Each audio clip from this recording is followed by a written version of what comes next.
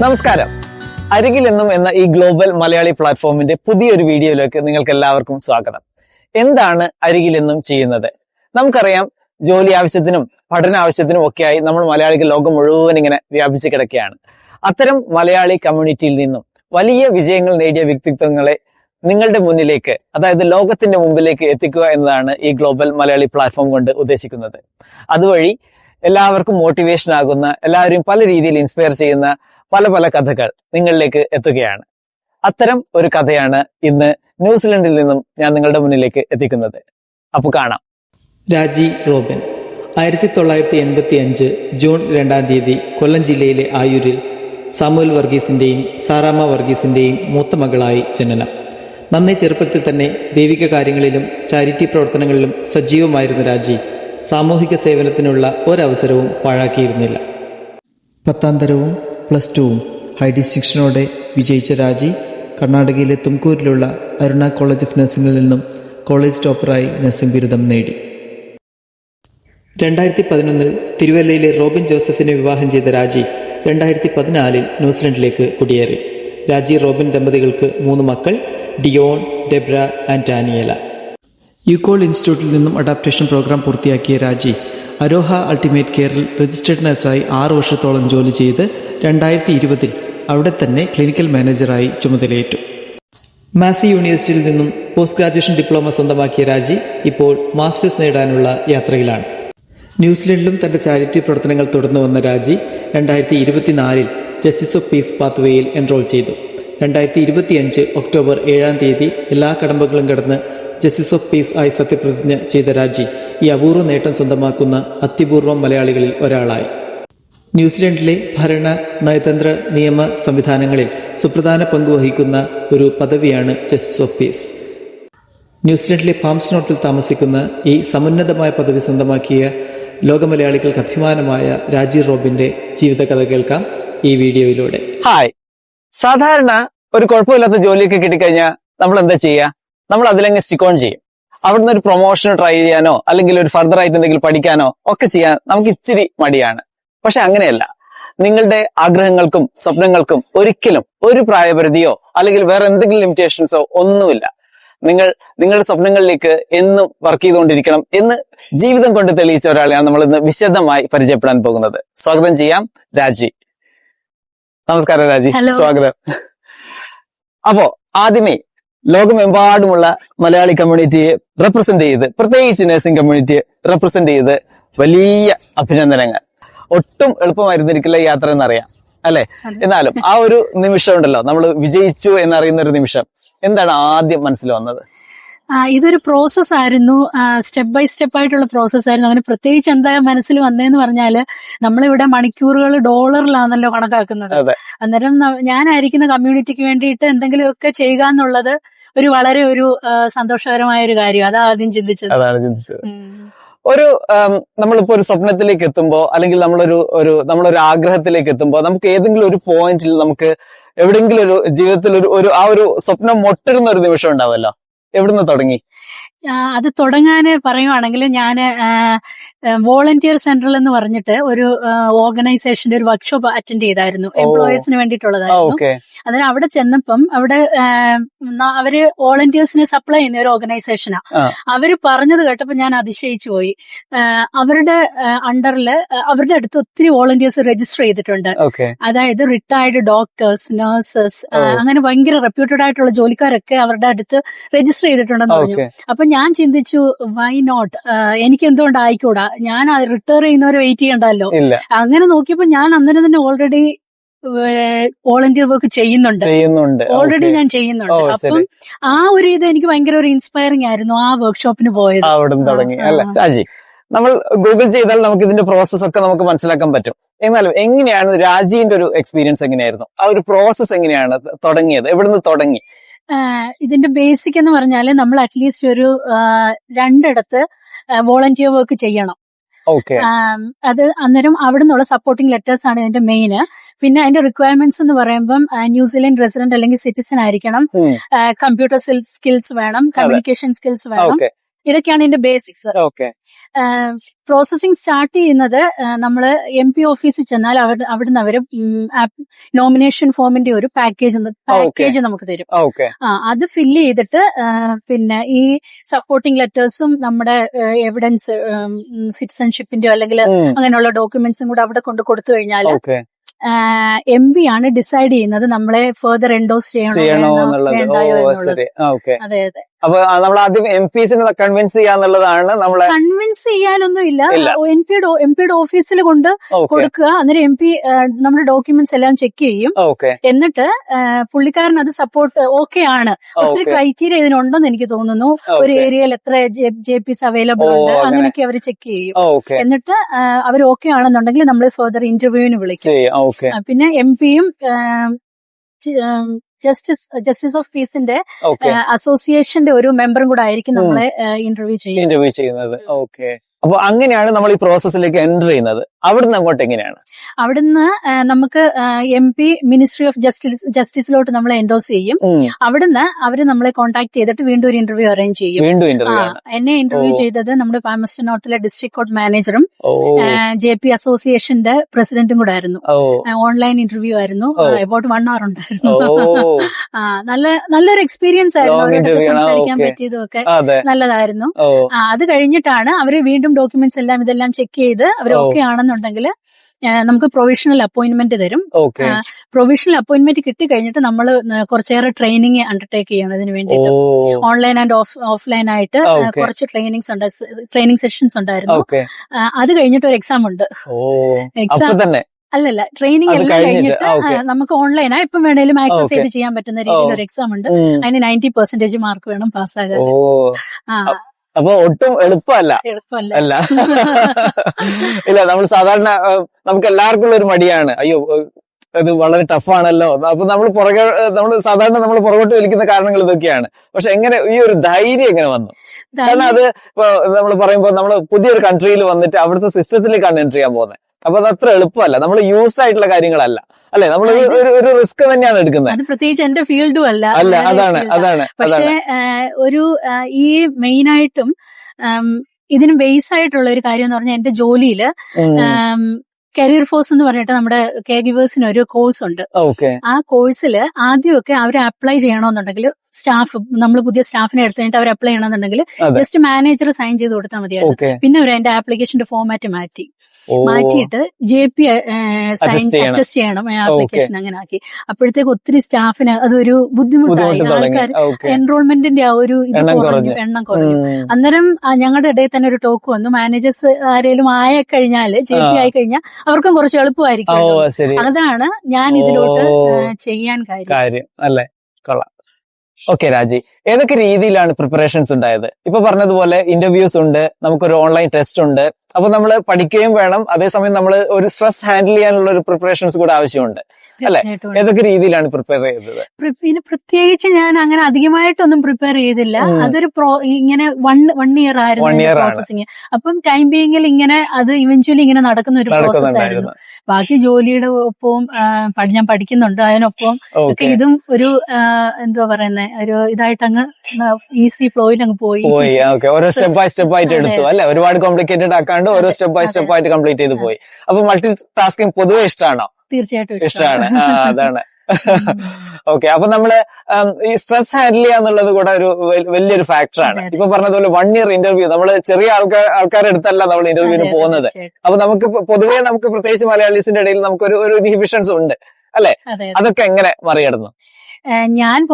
ഞാൻ മാനേജറായിട്ടാണല്ലോ ജോലിയിൽ വർക്ക് ചെയ്യുന്നത്. ഇന്റർവ്യൂ ഒരു വീക്കിലി ഒരു ഇന്റർവ്യൂ എങ്കിലും കാണും. അപ്പൊ നമ്മളത് ചെയ്യുമ്പം നമുക്ക് മനസ്സിലാവും, അവരുടെ സൈഡിൽ നിന്ന് ഞാൻ ചിന്തിക്കും എങ്ങനെ കുറച്ചുകൂടെ നന്നായിട്ട് അവർക്ക് പ്രിപ്പയർ ചെയ്യാമായിരുന്നു എന്നുള്ള രീതി ചിന്തിക്കുമ്പോൾ നമുക്ക് കൂടുതൽ അതിനകത്തുനിന്ന് പഠിക്കാൻ പറ്റും. അതെ, എന്തൊക്കെ ചെയ്യാം, എന്തൊക്കെ ചെയ്യാതിരിക്കാം എന്നുള്ളത് നമ്മൾ പഠിക്കുന്നുണ്ട്. അതെ, ഇത് ഓരോ ദിവസം സത്യത്തിൽ നമ്മള് ഒരാളെ പഠിപ്പിക്കുന്നത് കൂടാതെ തന്നെ നമ്മളും കൂടെ പഠിക്കുന്നുണ്ട് അല്ലെ? അതെ. രാജി, സാധാരണ ആളുകളെ സംബന്ധിച്ച് ജസ്റ്റിസ് ഓഫ് പീസ് എന്ന് പറയുമ്പോൾ നമ്മളെ അപ്ലിക്കേഷൻസ് ഒക്കെ പ്രോസസ് ചെയ്യുമ്പോൾ നമ്മൾ സർട്ടിഫിക്കറ്റ് അറ്റസ്റ്റ് ചെയ്യുക, അങ്ങനെയുള്ള കാര്യങ്ങളൊക്കെയാണ് നമ്മൾ മനസ്സിലേക്ക് പെട്ടെന്ന് വരിക. അതല്ലാതെ ഒരു ജസ്റ്റിസ് ഓഫ് പീസ് എന്ന് പറയുമ്പോൾ എന്തൊക്കെ ജോലികളാണ് ചെയ്യാനുള്ളത്?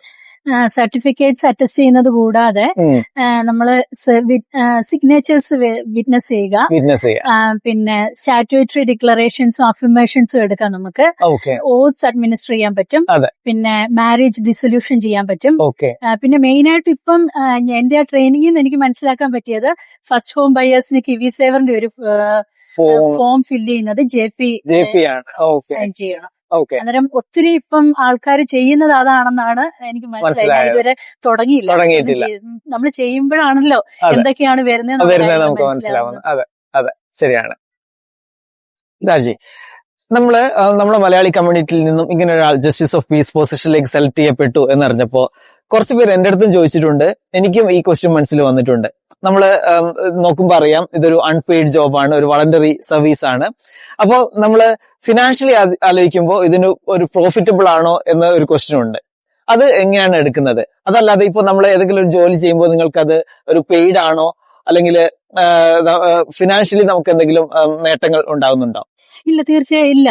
ഇത് പ്യൂർലി ഒരു വോളണ്ടറി സർവീസ് ആണ്. ഞാൻ നോക്കുമ്പോൾ ന്യൂസിലൻഡ് എനിക്ക് ഒത്തിരി ബ്ലെസ്സിങ്സും ഒത്തിരി ബെനിഫിറ്റ്സും തന്നിട്ടുണ്ട്.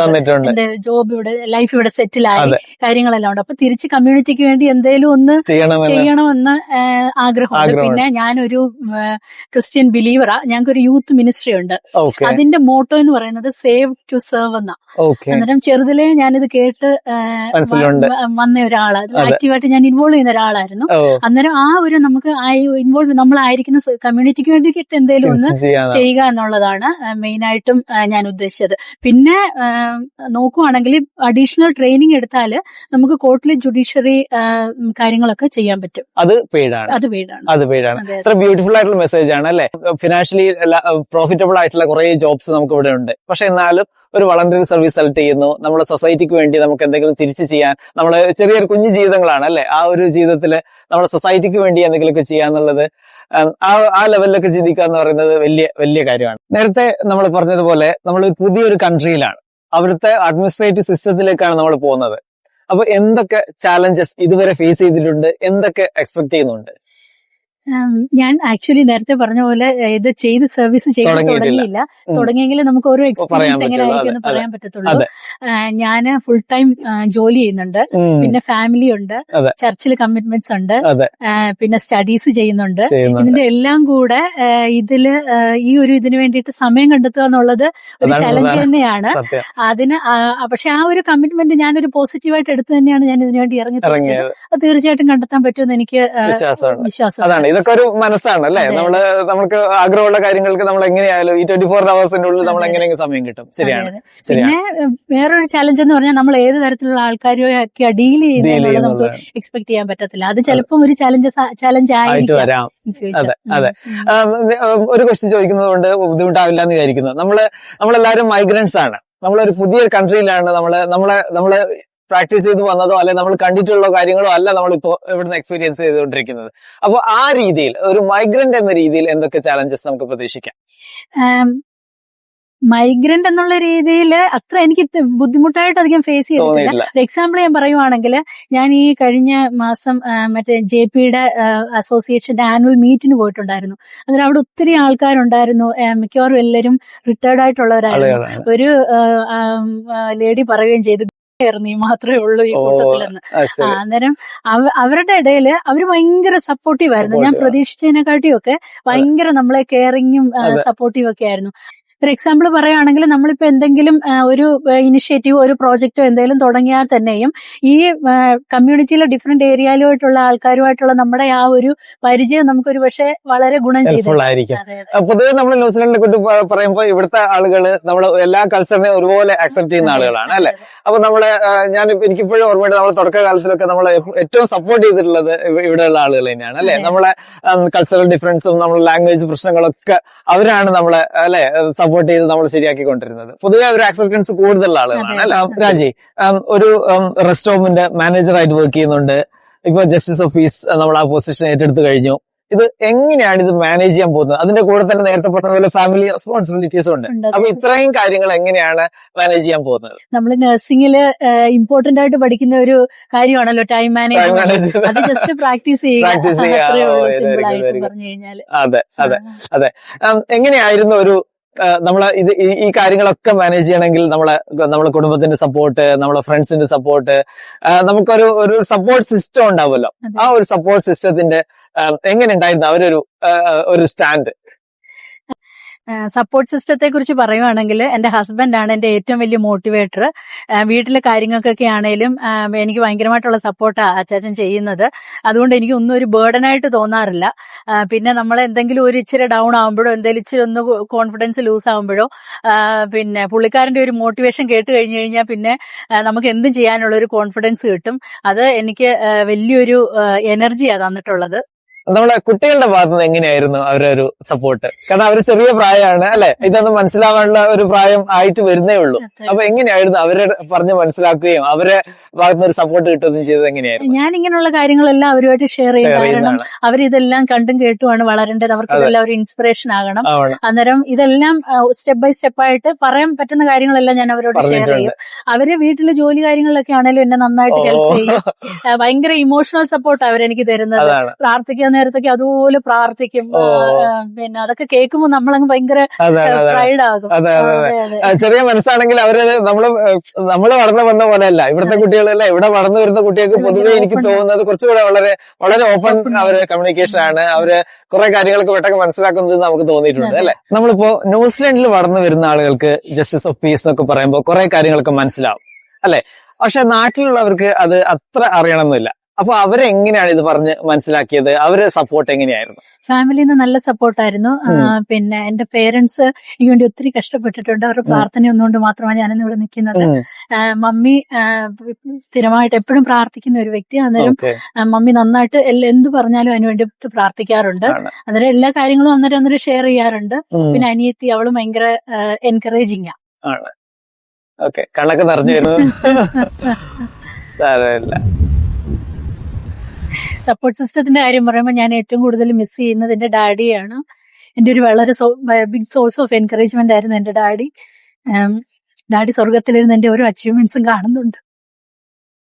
ഒരുപാട് കാര്യങ്ങൾ ഒരുമിച്ച് ചെയ്യാൻ ഇഷ്ടമുള്ള ആളാണെന്ന് ഇതുവരെ സംസാരിച്ചതിൽ നമുക്ക് മനസ്സിലായി. അപ്പൊ ഇനി എന്തൊക്കെ ആഗ്രഹങ്ങളാണ്, എന്തൊക്കെയാണ് പ്ലാൻസ് നമ്മള് ഭാവിയിലേക്ക് കരുതി വെച്ചിരിക്കുന്നത്? മെയിൻ ആയിട്ടും ഉള്ളത് ഞാനിപ്പം നഴ്സിംഗിൽ മാസ്റ്റേഴ്സ് ചെയ്യുന്നുണ്ട്. അടുത്ത വർഷം അത് കംപ്ലീറ്റ് ആകും. അത് ഫിനിഷ് ചെയ്യാന്നുള്ളതാണ് ഇപ്പോഴത്തെ ഒരു എയിം. അതാണ് ഒരു ഷോർട്ട് ടേം ഗോൾ ആയിട്ട് വെച്ചിരിക്കുന്നത്.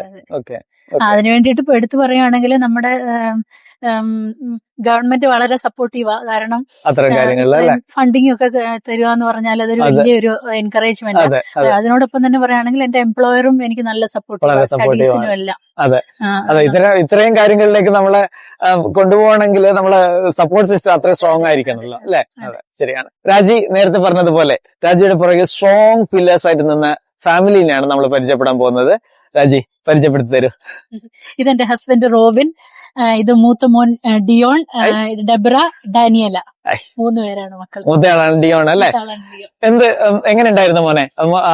മമ്മി ഈ ഒരു പൊസിഷനിലേക്ക് എത്തിയെന്ന് പറഞ്ഞപ്പോ എന്താണ് പെട്ടെന്ന് മനസ്സിൽ വന്നത്? എനിക്ക് പെട്ടെന്ന് പ്രൗഡ് ആയിരുന്നു. ഒരു സ്ട്രോങ് സെൻസ് ഓഫ് പ്രൈഡ് എന്റെ ഹാർട്ടിന്റെ അകത്തുനിന്ന് വന്നു. ഞാൻ ഇങ്ങനെ ഹാപ്പി ആയിരുന്നു. എന്റെ മമ്മി ഇതായെന്ന് പറഞ്ഞപ്പോ ഞാൻ ഹാപ്പി ആയിരുന്നു. വളരെ സന്തോഷമാണ് അല്ലെ. ഫ്രണ്ട്സിന്റെ അടുത്തൊക്കെ പറഞ്ഞോ? എല്ലാരും ഭയങ്കര ഹാപ്പിയാണ്. നിങ്ങൾ ഏതൊക്കെ രീതിയിലാണ് സപ്പോർട്ട് ചെയ്തത്? മമ്മി നേരത്തെ പറഞ്ഞു എന്തൊക്കെ രീതിയിൽ നിങ്ങൾ സപ്പോർട്ട് ചെയ്തു എന്ന്.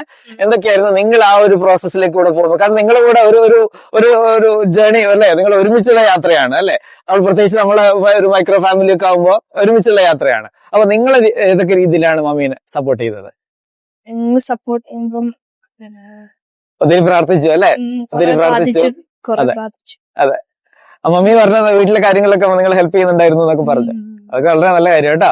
ഈ ഒരു ന്യൂസ് പുറത്തു വന്നതിന് ശേഷം എനിക്കറിയാം കുറെ പേർക്ക് എന്തുകൊണ്ട് ഈ ഒരു പൊസിഷൻ ട്രൈ ചെയ്തുകൂടാ എന്നൊരു തോട്ട് എന്തായാലും വന്നിട്ടുണ്ടാവും. അപ്പൊ ആ രീതിയിൽ ഒരുപാട് പേരെ ഇൻസ്പയർ ചെയ്യും, അവർ എല്ലാവർക്കും ഒരു മോട്ടിവേഷൻ വന്നിട്ടുണ്ടാവും. അപ്പൊ അങ്ങനെ ആഗ്രഹിച്ചു വരുന്ന ആളുകൾക്ക് എന്താണ് അവർക്ക് കൊടുക്കാനുള്ള ഒരു മെസ്സേജ് എന്താണ്? ജനറലി പറയുവാണെങ്കിൽ നമ്മുടെ ലൈഫ് വളരെ വളരെ ഷോർട്ടാ. നമ്മൾ ഈ ഒരു മൊമെന്റിലാണ് ജീവിക്കുന്നത്. അന്നേരം നമുക്ക് ഉള്ള സമയം ബെനിഫിഷ്യലി യൂസ് ചെയ്യുക. നമുക്ക് ലാഭേച്ഛ കൂടാതെ എന്തെങ്കിലും ചെയ്യാൻ താല്പര്യമുള്ളവർക്ക് ഇത് നല്ലൊരു പ്ലാറ്റ്ഫോമാ. ഒത്തിരി കാര്യങ്ങൾ ചെയ്യാൻ പറ്റും. അതെ, അങ്ങനെ ഒരു സർവീസിങ് ആഗ്രഹമുള്ള ആൾക്കാർക്ക്, ഇഷ്ടമുള്ള ആളുകൾക്ക് വലിയൊരു പൊസിഷനാണ് അല്ലെ. അങ്ങനെ ഒരുപാട് ചെയ്യാനുള്ള ഒരു ഓപ്ഷൻസും ഉണ്ട് അല്ലെ. അപ്പൊ രാജി, ഒത്തിരി നന്ദി ഞങ്ങളുടെ കൂടെ ഇത്രയും സമയം. അത്ര എളുപ്പമല്ല എന്നറിയാം, വീക്കെൻഡ്സിൽ ഒരുപാട് പ്ലാൻസ് ഉണ്ടാവും. ഇത്രയും സമയം നമ്മളെ കൂടെ നിങ്ങളുടെ ചിന്തകള്, നിങ്ങൾ എങ്ങനെയാണ്, നിങ്ങളുടെ ഈ ഒരു യാത്ര എങ്ങനെ ഉണ്ടായിരുന്നു, ഇതൊക്കെ ഇത്രയും വിശദമായി ഷെയർ ചെയ്തതിൽ ഒത്തിരി നന്ദി. വീണ്ടും വീണ്ടും ഞങ്ങളുടെ ഹൃദയം നിറഞ്ഞ അഭിനന്ദനങ്ങൾ. എല്ലാവർക്കും ആശംസകൾ നേരുന്നു. നമുക്കപ്പോൾ ഈ വീഡിയോ ഇവിടെ അവസാനിപ്പിക്കാം. ഇതുവരെയുള്ള യാത്രയിൽ നിങ്ങളുടെ സ്നേഹത്തിനും പിന്തുണയ്ക്കും ഒത്തിരി നന്ദി. ഇതേപോലെ ഒരുപാട് പേർക്ക് പ്രചോദനമാകാവുന്ന ഒരുപാട് ഇൻസ്പയറിംഗ് ആയിട്ടുള്ള കഥകളുമായി, വിജയ കഥകളുമായി ഞാൻ നിങ്ങളുടെ മുന്നിലേക്ക് ഉടനെ എത്തും. Thank you.